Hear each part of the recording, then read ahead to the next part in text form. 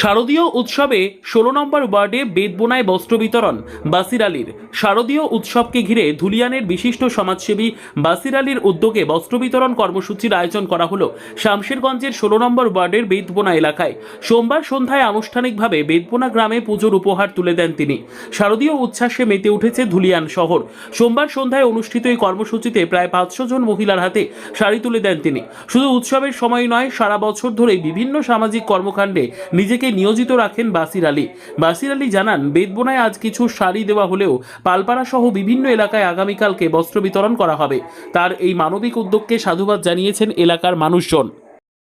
আমাদের 16 নম্বর ওয়ার্ডে বেদবোনা পূজা মণ্ডপে প্রতি বছরের নাই আজকেও আমি যতটা পরিবার আছে 300 পরিবারকে আমি পুরো পরিবারকে শাড়ি বিতরণ করলাম এবং কালকে দাসপাড়াও করব, আপনার যাদবপাড়া করব, ভাস্করপাড়াও করব, পালপাড়া করব, সাহাপাড়া করব এবং আমার 16 নম্বর ওয়ার্ডে যতটা হিন্দু ভাই বোনরা আছে তাদেরকে সবাইকে এই পুজো উপলক্ষে শাড়ি বিতরণ প্রত্যেক বছর যেরকম করি একবারও করলাম।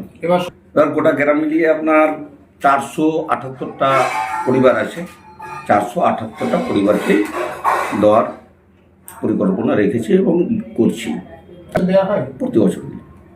আগামী দিনে কীভাবে পাশে থাকবেন তাদের পাশে চিরদিনই আমি ওই 7 বছর থেকেই আছি এবং যতদিন আমি বাঁচব ওই আশায় রেখেছি তাদের পাশে থাকব এবং শুধু এদের পাশে নয়, আমরা মুসলিম সমাজ তাদের পাশেও সারা জীবন আছি এবং থাকব।